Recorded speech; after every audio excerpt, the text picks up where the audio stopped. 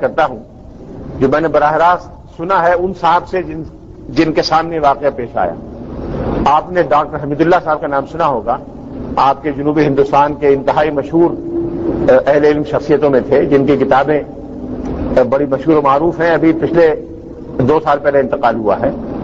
Doctor حمید اللہ صاحب نے تقریباً 50 سال پیرس میں گزارے اور پیرس میں بڑی تعداد میں لوگوں نے ان کے ہاتھ میں اسلام قبول کیا. انہوں نے قرآن پاک کا فرانسیسی ترجمہ بھی کیا تھا جس کے 25-30 ایڈیشن اب تک نکل چکے ہیں. ڈاکٹر صاحب نے فرمایا کہ سن 1957 میں ایک شخص ان سے ملنے کے لیے آیا جس نے آ کے کہا کہ میں اسلام قبول کرنا چاہتا ہوں. ڈاکٹر صاحب کے پاس اوسطاً 2-3 آدمیوں کا روزانہ اسلام قبول کرنے کا اوسط تھا. تو انہوں نے کہا میں نے اس کو کلمہ پڑھایا اور مسلمان کر لیا. ڈاکٹر صاحب کا ایک طریقہ یہ تھا کہ جب کوئی شخص مسلمان ہوتا تھا تو اس سے پوچھتے تھے کہ تمہیں اسلام کی کس چیز نے متاثر کیا ہے. اگر کوئی نئی بات بتاتا تھا اس کو نوٹ کر لیا کرتے تھے. تو اکثر چیزیں لوگوں کی مشترک ایک جیسی ہوتی تھی, 15-20 8-10 قسم کی چیزیں جو سب لوگ بیان کیا کرتے تھے کہ اس چیز سے متاثر ہوئے. اکثر لوگ نماز کو دیکھ کے متاثر ہوتے تھے, کچھ روزے کو دیکھ کے متاثر ہوتے تھے, کچھ مسلمانوں میں مساوات کو دیکھ کے متاثر ہوتے تھے, کچھ سیرت پڑھ کر, کوئی قرآن مجید کی کسی بات سے, کوئی کسی بات سے. اس شخص نے جو بات بیان کی وہ سب سے منفرد تھی. نہ اس سے پہلے کسی نے وہ بات بیان کی نہ اس کے بعد کسی نے بیان کی. اس شخص نے کہا کہ میرا نام ژان ژلبert ہے. ژان ژلبert میرا نام ہے. میں فرانسیسی دنیا کا سب سے بڑا موسیقار ہوں اور میری موسیقی کے ریکارڈ پوری فرانسیسی دنیا میں سنے جاتے ہیں اور جہاں جہاں فرانسیسی زبان بولی ہے سمجھی جاتی ہے لوگ اس ریکارڈ کو سنتے ہیں. میں آج سے 2-3 دن پہلے, یہ 1957 کا واقعہ ہے, 3-4 دن پہلے سعودی عرب کے سفیر کی دعوت میں بلایا گیا. تو میں وہاں جا کے جب پہنچا دعوت میں تو بہت سے لوگ خاموشی سے بیٹھے ہوئے تھے اور ایک موسیقی سن رہے تھے.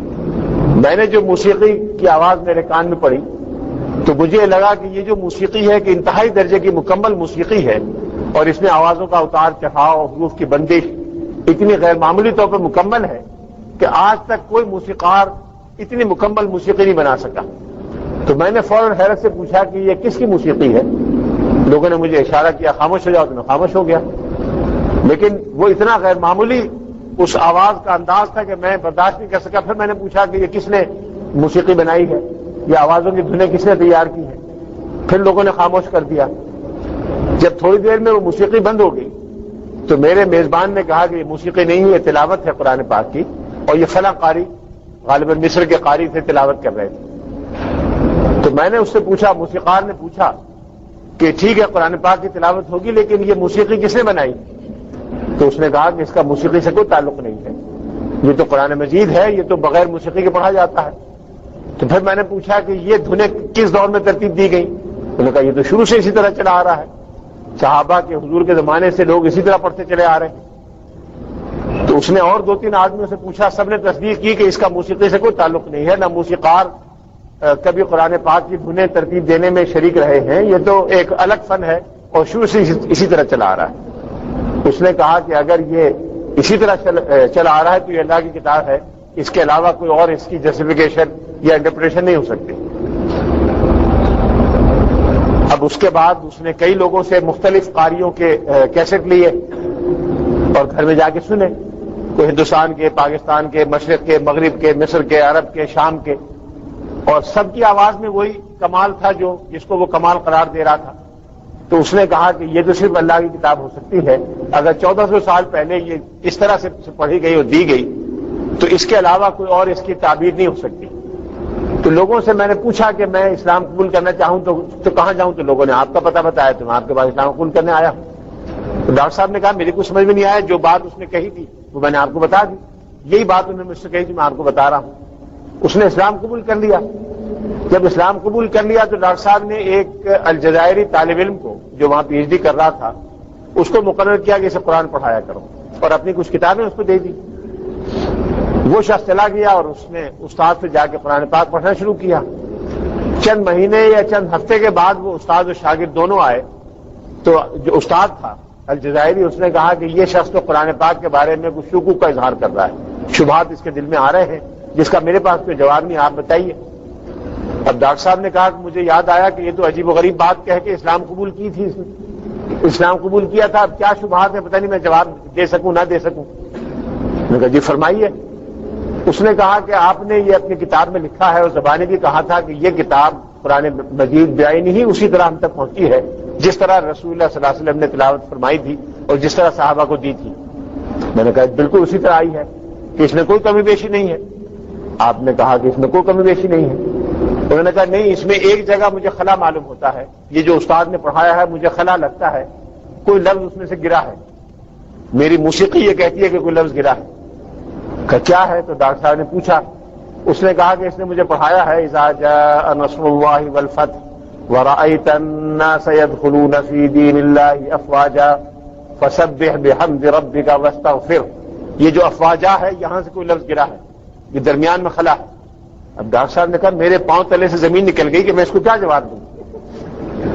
اچانک بس فوراً جیسے ایک لمحے میں یاد آیا کہ جب میں بچپن میں حیدرآباد دکن میں قرآن پاک پڑھتا تھا تو میرے جو قاری تھے جنہوں نے پڑھایا تھا انہوں نے کہا تھا کہ افواجا پہ وقت نہیں ہے، وہاں لام الف لکھا ہوا ہے، اس کو پڑھو افواجن فسبح، اگلے سے اس سے اخفا کرو اور اخفا کر کے ملا کے پڑھو افواجن فسبح. تو میں نے کہا کہ تمہارے ٹیچر نے تمہیں شاید غلط پڑھایا ہے، یہ قاری نہیں ہے، اس کو اصل میں پڑھتے ہیں افواجن فسبح. میں نے کہا دوبارہ پڑھو. میں نے کہا اذا جاء نصر اللہ والفتح ورأيت الناس يدخلون في دين الله افواجا فسبح بحمد ربك. چلنے وہ کھڑا ہو گیا، مجھے گود میں لیا، ناچا کمرے میں، ادھر بوسا دیا ادھر بوسا دیا کہ بالکل ایسی ہونا چاہیے.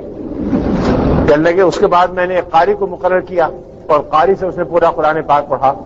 بڑا اچھا اس کا اسلام رہا، حسن اسلام ہو.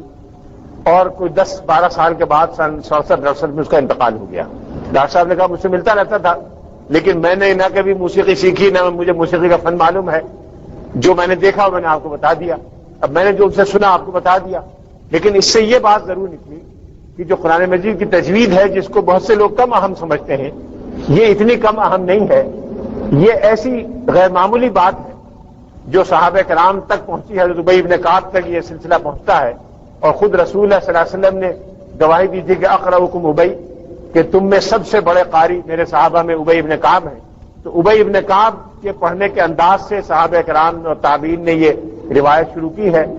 اس میں ایک نئی دنیا آباد ہے. ابھی تک دنیا نے اس پہ غور نہیں کیا. قرآن پاک کی صوتیات یا قرآن پاک کے فونیٹکس پر ابھی کوئی ریسرچ نہیں ہوئی. جب ریسرچ ہوگی تو کیا نکلے گا ہمیں نہیں معلوم. قرآن پاک میں بے شمار مضامین ایسے آئے ہیں کہ جو آج ان کی حقیقت دریافت ہو رہی ہے. قرآن پاک سائنس کی کتاب نہیں ہے، میڈیکل کی کتاب نہیں ہے، طب کی کتاب نہیں ہے. لیکن اگر کہیں جزوی طور پر کوئی چیز ایسی آ گئی ہے کہ جس سے کوئی طبی یا سائنسی پہلو نکلتا ہے اور جن لوگوں نے غور کیا ہے، آپ نے مورس بکائی کی کتاب دیکھی ہوگی بائبل قرآن اینڈ سائنس، جس میں انہوں نے قرآن پاک کے سائنسی مضامین اور بیانات کا تقابلی مطالعہ بائبل کے سائنسی بیانات سے کیا. اور یہ لکھا اس کتاب میں کہ بائبل میں جتنے سائنسی نوعیت کے بیانات ہیں سب غلط ہیں، قرآن پاک میں جتنے سائنسی نوعیت کے بیانات ہیں سب درست ہیں اور سب تجربے کی اور میزان اور تحقیق کی میزان پہ پورے اترتے ہیں. مثال کے طور پہ ایک جگہ قرآن پاک میں ہے کہ جو لوگ قرآن کو نہیں مانتے یا اسلام کو نہیں مانتے ان کا دل اس طرح گھٹا ہوا ہے جیسے وہ آسمان میں اڑے جا رہے ہوں. کانما یصعد فی السماء حرجا ضیقا کانما یصعد فی السماء.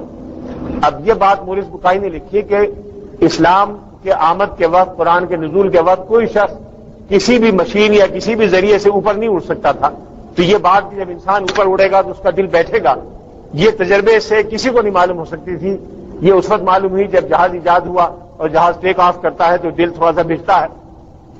اب یہ بات ایسی ہے کہ جو صرف وحی الہی کے ذریعے ثابت ہو سکتی تھی اور جگہ ثابت نہیں ہو سکتی. یہ جو ایمبریولوجی ہے، علم الاجنہ ہے، اس پر لوگوں نے کتابیں لکھی ہیں. خود مغربی ماہرین نے بڑی کتابیں لکھی ہیں. اور قرآن پاک میں جتنی آیات اجنہ کے بارے میں، جنین کے بارے میں ہے کہ وہ 3 پردوں میں جنین پیدا ہوتا ہے.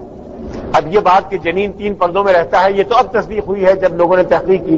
اس سے پہلے تو کوئی کسی کو معلوم نہیں تھا کہ جنین 3 پردوں میں رہتا ہے کہ 2 پردوں میں رہتا ہے.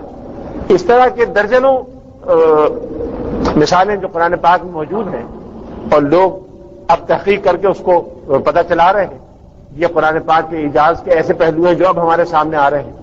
اس کے علاوہ اور درجنوں پہلو ہیں جو پچھلے 50-40 سال میں سامنے آئے ہیں. آئندہ کتنے سامنے آئیں گے ہم نہیں کہہ سکتے. قرآن پاک کے جو اجزاء کی تقسیم ہے 30 پاروں کی، اس پر تحقیق کیا ہے؟ صحابہ کرام کے زمانے میں تو صرف صورتوں کا رواج تھا.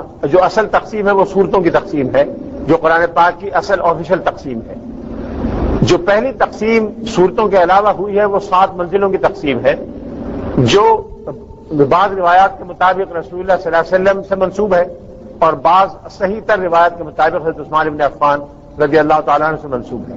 حضرت عثمان غنی رضی اللہ تعالیٰ عنہ قرآن مجید کی تلاوت 7 دنوں میں مکمل کیا کرتے تھے، اور وہ 7 دن جن 7 منزلوں پہ تقسیم ہے ان کا خلاصہ فمی بشوق ہے.